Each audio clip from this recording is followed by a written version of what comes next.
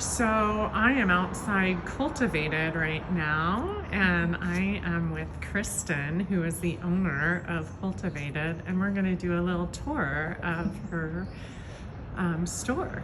Come on. All right.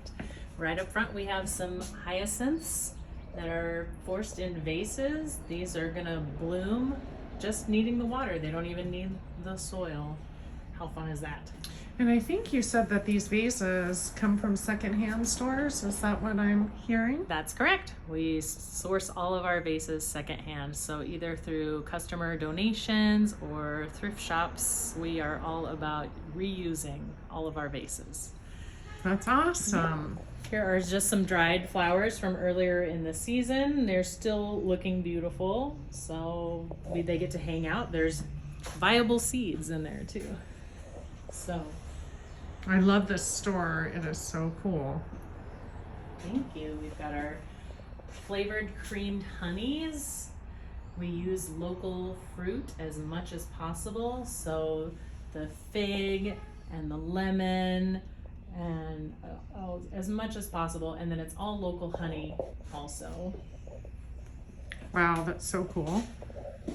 We've got candied roselle hibiscus that was locally grown, freeze-dried lemon slices that were locally grown, and then botanical salts and sugars.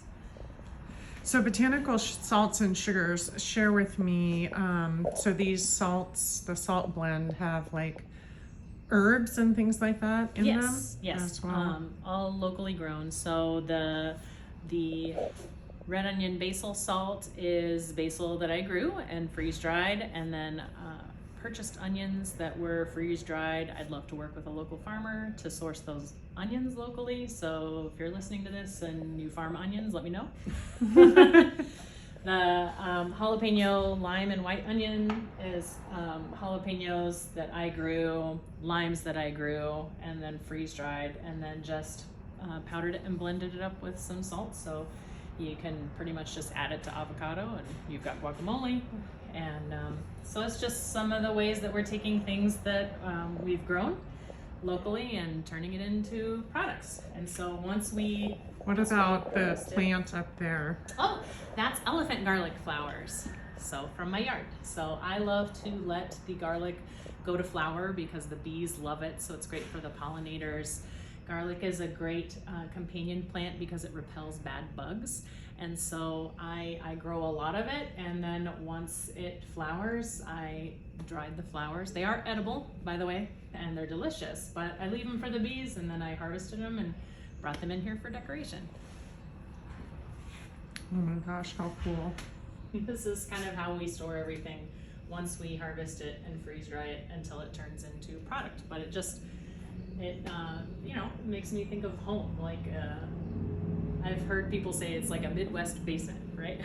Oh my gosh. All the jars of stuff. So that's the front part of the space. We have a little workshop space and a little millwork area, and that's where we're gonna have classes and fun. I love it. And how do people connect with you? Do you have a website that they can go to, or social media? Yes, I'm on Facebook and Instagram under Cultivated LLC, and then my website is also cultivatedllc.com. Awesome. Thank you, Kristen. Thank you.